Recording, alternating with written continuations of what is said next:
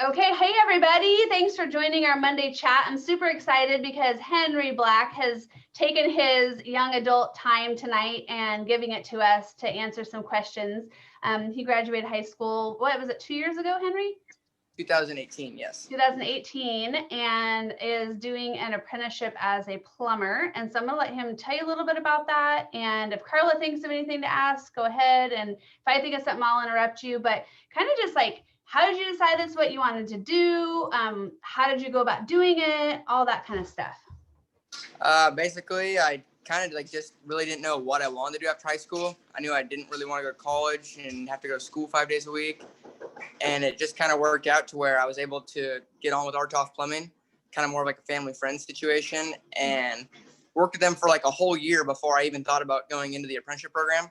I told them, I was like, before I get totally committed, I want to make sure it's exactly what I want to do. Mm-hmm. And so after a full year, they're like, hey, you need to get your paperwork done. Filled out, like a 20-page packet with all my information, sent it off to the state. And finally, like after about 4 or 5 months after that, I was able to start in September. And it's just one night a week, Thursday nights from 5:30 to 9, 4 hours, or right, 4.5 hours. It matters on how fast the teacher goes through class. You usually get enough homework to like cover you for the whole week. And you just work and work and work and do your homework when you can. And mainly like class is more of like the law and like knowing your book and knowing, all 18 chapters front to back, all the law. And then you learn everything else out in the field. Awesome. And I mean, it's pretty hard, like, especially like with certain companies, they do, there's commercial, there's residential, building custom homes, and there's service work and remodels, which I was doing commercial and residential, doing like, big 5,000 to 10,000 square foot homes. And I mean, doing all the big stuff to where I really just wasn't my thing. I just didn't enjoy it. So I kind of stepped aside and started doing service and remodel, which is like, I don't know what you say, the cliche of plumbing, like all the terrible crawl jobs and like snaking out toilets and doing the gnarly stuff. And that's just what I kind of like clicked in liking. And that's mainly what I do now. That's but awesome. It's hard because in 4 years when I have to go take my test, I don't do the same, 3 steps of before the house is built to when the house is finished, to learning everything how it's supposed to be perfectly and doing it the exact same thing over and over again. So I have to take the extra time on my free time to read my code book more and highlight and just study more. It's just kind of harder for me. Mm-hmm. But so you feel like your class, is that something you're doing online then? You're one night a week? No, RCC is still open for us.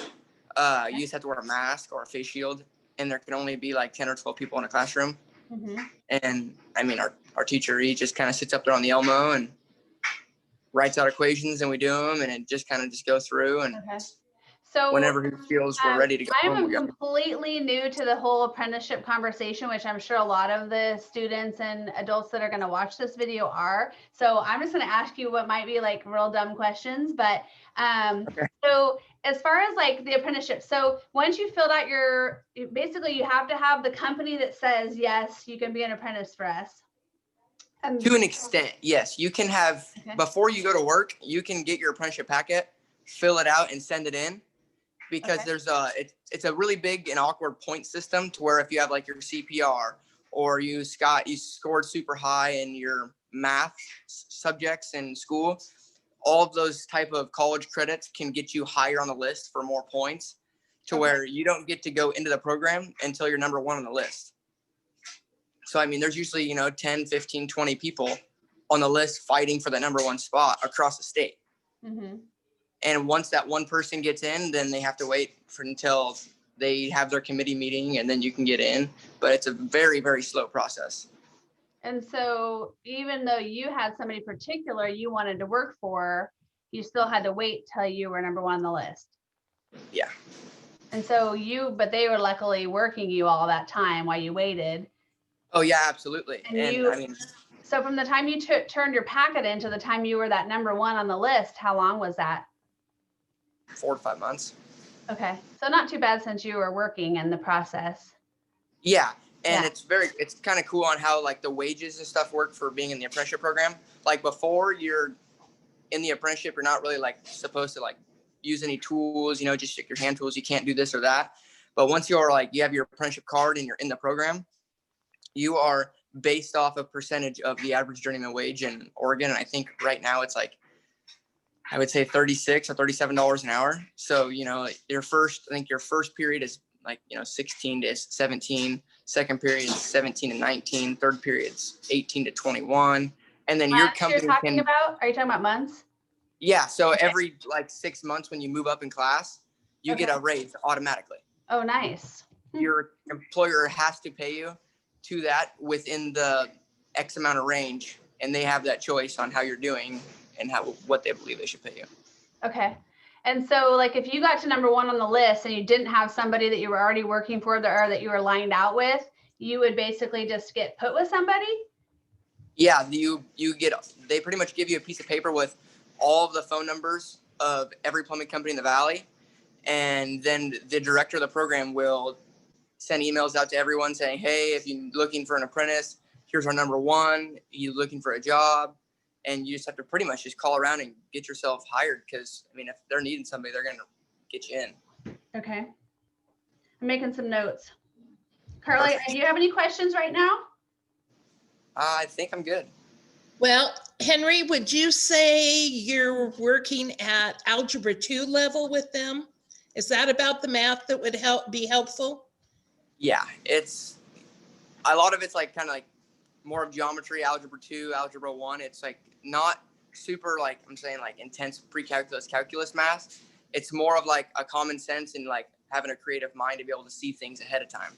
On how things are going to work. And just, it's kind of crazy, but even just in geometry, Pythagorean theorem, a squared plus b squared equals c squared, to find a radius of a 45 to get from fitting to fitting, to know a perfect square, to be able to know, okay, this number, that's how long that piece is going to be.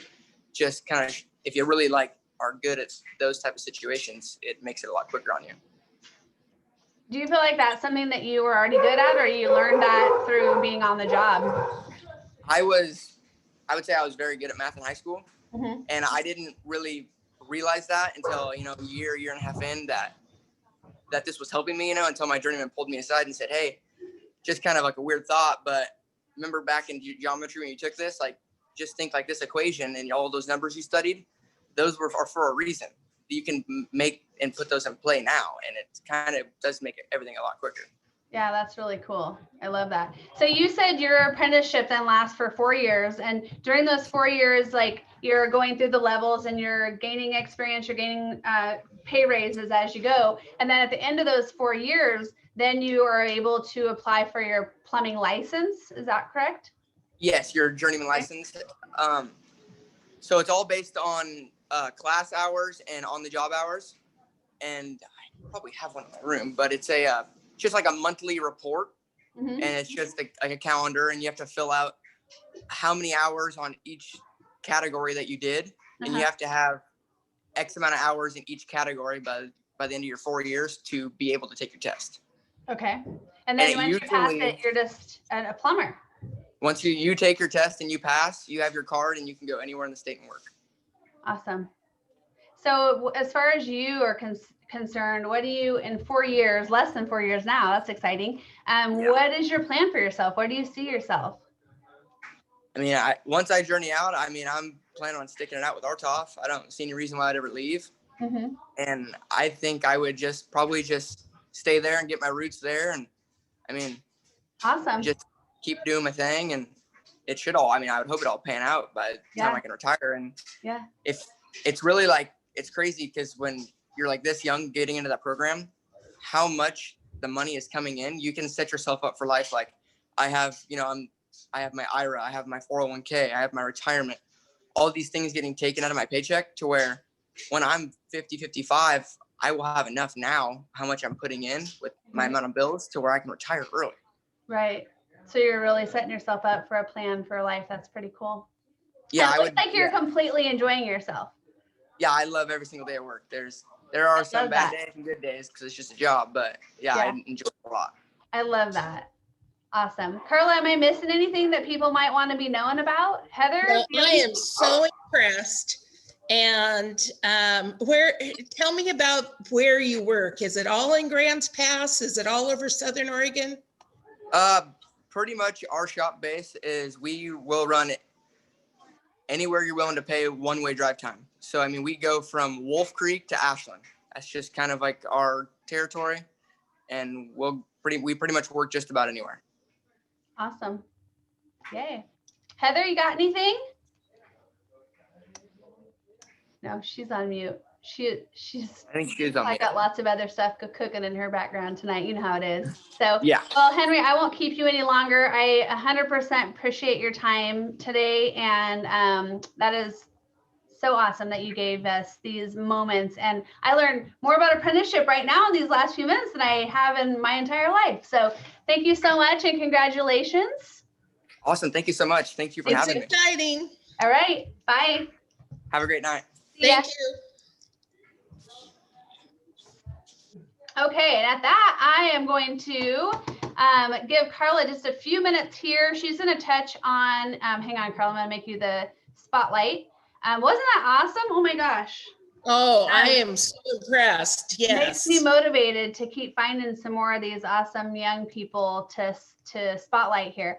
So Yeah. Carla, you're just going to cover quickly for them some Oregon Promise. Some of my questions would be, is everybody getting Oregon Promise? What do we know about Oregon Promise this year? It's open right now. Where should they go? Those kind of things. Well, I am so excited about Oregon Promise because it truly is the savior for middle class families. So if your student wants to go to fire sciences or welding or electronics or computers or any of these things, community college is the way to go. And Oregon Promise will pay almost all of the tuition at any community college in the state of Oregon for up to 2 years. So students have to apply for the FAFSA. They have to apply to Oregon Promise. And to apply to Oregon Promise, they go to oregonstudentaid.gov. And I think I emailed those links, Lisa. Are you able to put them in the chat, do you think? I looked and I didn't see an email, but let me look again. Okay. And let's see, I think I sent it to the email lisa.gmail. Okay. And so if you have lived in the state of Oregon, you are a graduating senior and you are applying to a community college within 6 months of graduation, you have completed your FAFSA, you have listed the community college that you would like to go to on your FAFSA, you've applied to Oregon Promise, and your school or you have uploaded your transcripts. I tell students that I think their school should upload the transcripts. That way, exactly what the state of Oregon needs is there and it comes straight from the school. So let's talk a little bit about the application. So what's going to happen when students go to oregonstudentaid.gov? They're going to be going into what's called the OSAC portal. And OSAC houses several different grant and scholarship opportunities. OSAC is where the 600 plus scholarships that are administered by the state of Oregon are housed. So when students log in, they not only log into their Oregon Promise application, they can also log into their OSAC scholarship application. And then there's several other types of grant scholarship applications on there as well.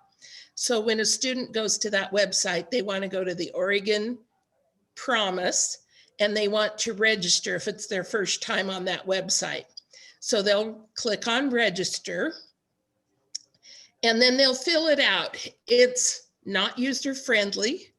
And when you fill it out, one of the first things it does is you have to have a username and password. Well, it's from the state of Oregon and it's been in existence for a long time. So I tell kids to put their first name, last name, and then a favorite number, something, whether it's a jersey number or a number that means something to them. So hopefully there's not another username with that same number in the system.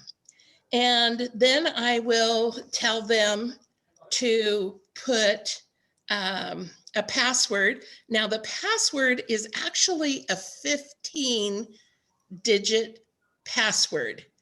And it'll tell you on the right-hand side what it has to be. Has to have a number, has to have a number, has to have a capital, has to have a lowercase letter, has to have a special character, but it's only their special character. So there's the register. And when they make their username and password, write it down, because you're going to go back into this next year. So just like FAFSA, where you have a username and password, you've written it down along with all your special questions. This one, you're going to write it down as well. Once you make the first page, you're going to use an email. Make sure the student does not use their school email. Once you graduate, that email is gone. So students need to use their personal email. After they complete the first page, they're going to confirm that yes, it has, their email has, yes, their email is there, and they'll open up an email from OSAC. So they'll want to log in to their own personal email, go down halfway in that email, and there will be a place to click and load that and confirm that yes, you're submitting your email. Once you submit your email, then you'll log back into your application and you'll finish it out. Now you'll notice a blue bar in the upper right-hand side. Once that blue bar is at 100%, that's when you're complete. So students will need their social security number. They'll need their address, date of birth, so on. If they don't have their social security number, they can complete it, but they'll still need to log back in and add their social security number. Once that blue bar in the upper right-hand side is at 100%, they've said that the school will upload their transcript, then they're done. And they should receive an email from OSAC stating that their Oregon Promise has been submitted. And then once the registrar uploads their emails, they'll get another one, or uploads their transcript, they'll get another email that says, you've been awarded an Oregon Promise. You need to have a 2.5 GPA, which is half B's and half C's. And maybe somebody's at 2.48 when the transcripts are loaded, but it actually goes to whatever happens at the end of graduation. So that very last transcript, as long as it's a 2.5 or above, then you'll be awarded Oregon Promise. So Carla, when they click on that, they want their registrar to upload, that their registrar automatically gets notified. So they don't have to do yes, anything. she does. Wait, yeah. Yes. Okay. So everything's taken care of. I know at our school, our registrar is on it. Like, I know for my kids, we clicked it and boom, it happened. Yes, Kim Rozier is our registrar and she is fabulous. Yeah. As long as a student has the 2.5 GPA. So what the legislature has done in July in the past couple of years is they have looked at the number of applications they have, and they've decided how many people they're going to allow to have Oregon Promise. So one of the good things about doing your FAFSA is you can look, and when you complete your FAFSA, a couple of weeks later, you'll get 3 or 4 page email with a lot of writing on it. And in the middle of that writing, it'll have your estimated family contribution, your EFC. And that's what the Oregon Promise has gone off of. So there's a lot of calculations that go into that EFC. but essentially, I believe this last year it was 21,000. I've seen it as low as 18,000. And just because to me, I didn't understand that at first, but the estimated family contribution is what the government's saying they expect a parent to pay towards their kids' education for that year. Yes, correct. Which And 21,000 sounds crazy to me. Like, what? yes. Yeah. And I can tell you from what I've seen is 18,000 is about 180,000 that you would pay on your taxes, actual taxable your actual taxable income of about 180,000 puts you at 18,000 contribution. Approximately, give or take. There's a lot of other factors that go in. For sure, but it's nice just to know like something, because I've heard so many times like, oh, I won't qualify for anything because my parents make too much. And it's like, that's not really the case, because, you know, especially in a kid's eyes, like what is a lot, you know? And so I think it's great to know for sure. Yes, You know, when I you would fill it out. say top 5% will not end up getting Oregon Promise, but I think I've seen 1 or 2 families in all of the years I've been doing this that actually didn't qualify. Yeah. Or that the government said it's going to be 21,000 and then the last minute changed it to 18 and they did qualify. So what's our deadline for when do they want to make sure they have the Oregon Promise done by? Well, the actual deadline is June 1st, but I would say get it done now, get it done early so you don't have to worry about it. And you know that that's a road. It doesn't have to be the road you take, but so you know it's a road. Yeah, I love that. You know, I was just talking to a student yesterday and I told her, like, you get your FAFSA filled out and then your FAFSA sends to all the colleges you listed. It's going to kick you, and then your Oregon Promise, and then they're going to all kick you back offers. And ideally by, you know, April, you're lining your counter with offers and picking and choosing, you know, where you want to go based on what they're offering you. And so the early bird gets the worm, essentially, because you have time to plan. That's exactly right. And November is college application month. So that's the month that colleges are expecting to receive applications. Now, community colleges won't expect that, but any four-year college will expect an application in November. Okay. And then you're right, Lisa, we're working on scholarships in December and January and February. By the end of February, everything is due by March 1st. And as soon as those schools can process the award letters, you'll be getting award letters in April, and May 1st is decision day. That's where you say, this is where I'm going and this is what I'm doing. And I tell the kids not to fall in love with any one road. Build a lot of roads, build 3, 4, 5 roads. And then in April, take a look at your decision, at what you have, and decide, make your decision. All the options open. Exactly. I'm so glad you're here to help kids.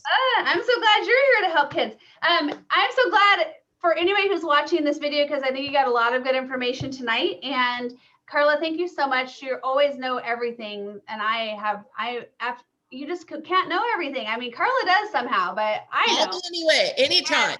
I love it. So when I post this video, I'm going to include a link to an Oregon Promise video that Carla sent me. And I'll post the link to the page. And Oregon Promise is literally like minutes to do. It's a very simple process. And, you know, with so much being online these days, you literally could apply to any Oregon community college you ever wanted to go to. It doesn't mean you have to live there, right? Exactly. So that's a pretty exciting opportunity, I feel like, for kids right now to be able to do. So, and kids in the trades, if that's what you're looking for, and you have a community college, you have family anywhere in the state that maybe you could stay in a bedroom, an extra bedroom that they have. Oh my gosh, call me and I'll tell you what programs that community college has, because each one specializes in their own things. And it's amazing. Very cool. So next week, hang on, let me tell you what we have lined up for next week, because it's going to be exciting. Next week, we have Dave Stone joining us, and he's going to be talking about some certificate programs and also some focused on kids who want to just go straight to workforce, and some really awesome opportunities for living wage jobs where you can earn while you learn. and some fun stuff like that. So right now you guys should have already done your FAFSA, and now you're working on your Oregon Promise. And if you have not done those two things, do those two things, get them checked off your list. Keep those avenues open for yourself, because you never know what's going to be up around the corner for you. So thanks for joining us tonight, and we'll see you next week. Bye.